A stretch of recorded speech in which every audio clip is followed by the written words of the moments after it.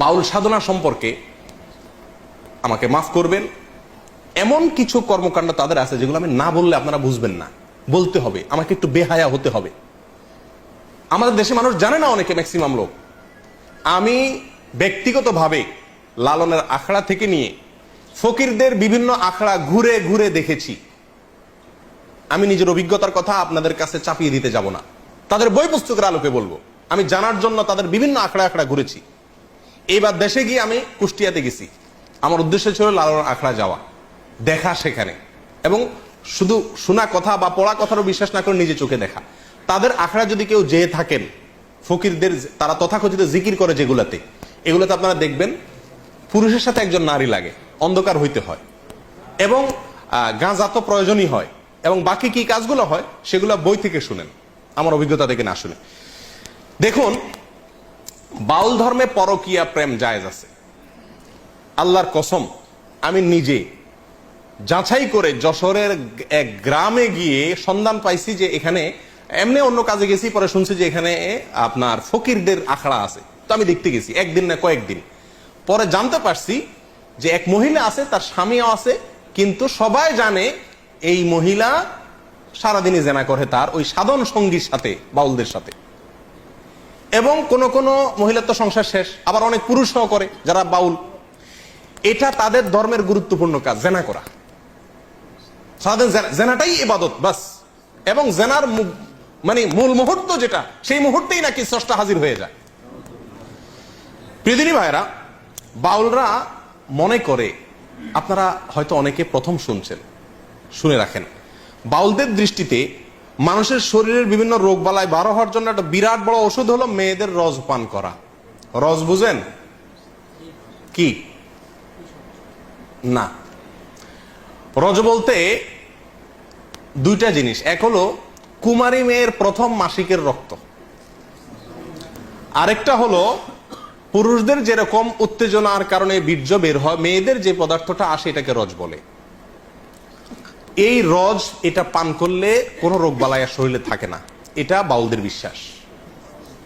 আরো শুনবেন, তারা বলে রোগ থেকে মুক্ত হওয়ার জন্য, বিভিন্ন রোগ থেকে, বড় বালা মুসিবত, অসুখ বিসুখ থেকে ভালো হওয়ার জন্য নিজের মুখ এবং মেয়েদের স্তনের দুধ পান করলে রোগ ভালো হয়।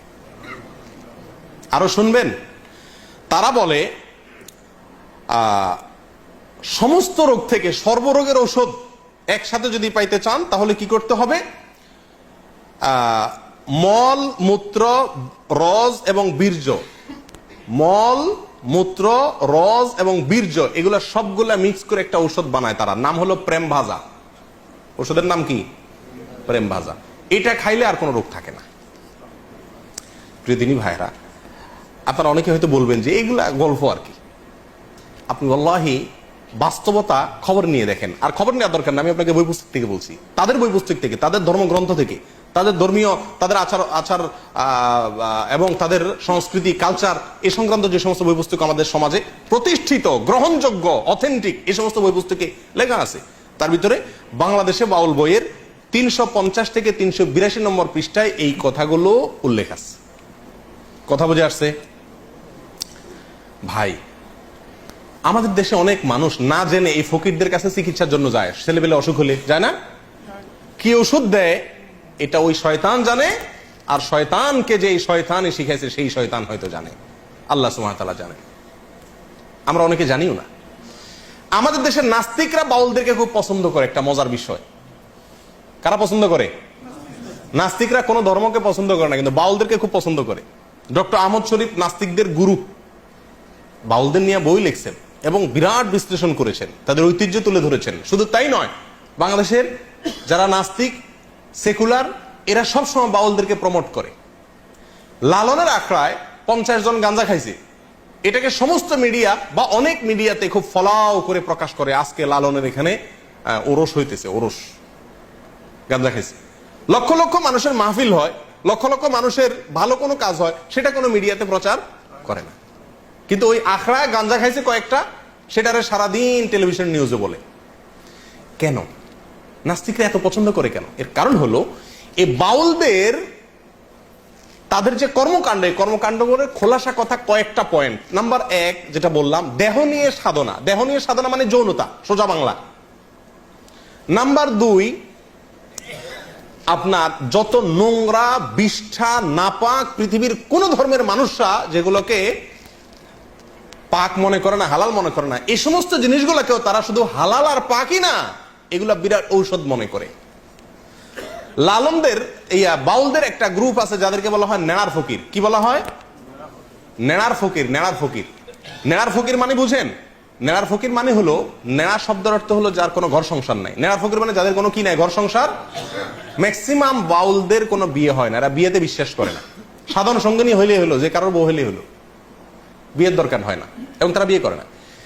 তাদের মূল কথা হলো ইসলাম পালন করার জন্য মক্কাতে যাওয়ার দরকার নাই, মদিনা যাওয়ার দরকার নাই, আল্লাহ রাসূল সব এই দেহের ভিতরে আছে, শুধু দেহ নিয়ে সারাদিন পড়ে থাকলে চলবে। ধর্মীয় যত কর্মকাণ্ড, আচার অনুষ্ঠান, আমল, ইবাদতের কথা কোরআন সুন্নাহয় বলা আছে, এর কিচ্ছুর দরকার নাই।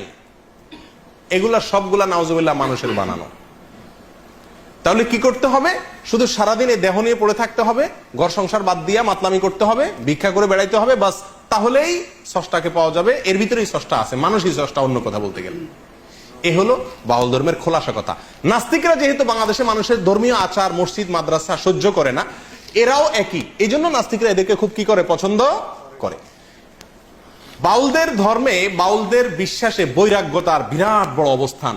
নবী সাল্লাল্লাহু আলাইহি সাল্লাম বলেছেন, লা রুহবানিয়াতা ফিল ইসলাম। ইসলামে কোনো বৈরাগ্যতা নাই। আল্লাহ সুবহানাহু ওয়া তাআলা কোরআনে কারীমে বৈরাগ্যতা, যে বৈরাগ্যতাকে আগের যুগের বিভিন্ন জাতিরা নিজেদের ধর্মীয় কাজের অংশ বানিয়ে নিয়েছিল, আল্লাহ সুবহানাহু ওয়া তাআলা তাদের সমালোচনা করেছেন। রুহবানিয়াতান নিবতাদাউহা মা কাতাবাল্লাহু লাহা। এই রুহবানিয়াত বা বৈরাগ্যতা, সংসার বাদ দিয়া ওই বৌদ্ধদের মতো এক কালার একটা কাপড় পরে, লম্বা চুল রেখে, গোসল নাই, পরিষ্কার নাই, নোংরা, আবর্জনা, ময়লা, এই অবস্থায় সময় পার করা, পাগলামি ছাগলামি করা, এটাই হলো জীবন। এটাই বলে বৈরাগ্যতা। এই বৈরাগ্যতা আপনার বাউলদের গুরুত্বপূর্ণ একটা আপনার তাদের গুরুত্বপূর্ণ একটা কালচার হলো কি থাকা, বৈরাগী হয়ে থাকা। কি থাকা? তারা কোনো সমাজের সাথে মিশতে চায় না। বাউলদের জৈবিক প্রয়োজনে তারা সাধারণ সঙ্গীর সাথে মিশে, সেটা তো ঠিক আছে, ভিক্ষা করে খায়, সেটা তো, এবং তারা নিজেদেরকে বলে আমরা মুক্ত পুরুষ, আমাদের কোনো সমাজের কোনো বন্ধন নাই, আমরা সমাজের কোনো বন্ধন মানি না, যেমনে মনে হচ্ছে এমনি চলি, পাগলের মতো। বুঝে আসছে কথা? এদের হাজার হাজার যে গানগুলো আছে, এই গানগুলো সম্পর্কে আগেও আপনাদেরকে কিছুটা ধারণা দিয়েছি, এখনো বলছি যে এই গানগুলোর সবগুলাই হলো যৌনতা নির্ভর, এবং যৌনতার বিভিন্ন কৌশল, কলা কৌশল, বিভিন্ন পদ্ধতি, সময়, ক্ষণ ইত্যাদি, এগুলো সবই সমস্ত গানে বাতানো আছে। সুধীর চক্রবর্তী নামে বাংলাদেশে একজন লালন গবেষক আছেন, বাউল গবেষক আছেন। এই ভদ্রলোকের একটা বই আছে, এই বইটার নাম হলো গভীর নির্জন পথে। এই বইয়ের 14 নম্বর পৃষ্ঠার প্রথম সংস্করণে উনি লিখেছেন যে বাউলদের গান বুঝতে হলে তাদের পরিভাষা বুঝতে হবে। তারা বলবে একটা, উদ্দেশ্য আরেকটা, সাধারণ মানুষ সবকিছু বুঝে না। তো উনি উপমা দিতে গিয়ে বোঝাইছেন যে, যেমন আমাবস্যা মানে নারীর ঋতুকাল, যখন মাসিক হয় ওইটার আমাবস্যা। লালনদের কোনো গানে যদি আমাবস্যা হয় তাহলে বুঝবেন নারীর ঋতুকালকে বোঝানো হচ্ছে। বাঁকা নদী মানে হলো স্ত্রীর যৌনি, কুমারী মানে কাম, লতা মানে সন্তান, চন্দ্র সাধন মানে হলো মলমূত্র পান। এরকম তাদের বিভিন্ন ভাষা আছে, পরিভাষা আছে। এগুলো আমার বক্তব্য নয়, সুধীর চক্রবর্তীর বক্তব্য। বইয়ের নাম গভীর নির্জন পথে, পৃষ্ঠা নম্বর 14। তাহলে একটা ধারণা পাইছেন তো বাউলদের কর্মকাণ্ড সম্পর্কে? আচ্ছা, এখান থেকে আমরা জানলাম যে তারা বৈরাগী, সংসার ধর্ম চায় না, আগলামি পাগলামি করে। এ হলো তাদের জীবন। বিকৃত আপনার যৌনাচার, বিকৃত যৌনাচার আর অসামাজিক জীবনযাপন, এগুলা হলো পাগলামি। এটা হলো বাউলদের কর্মকাণ্ড।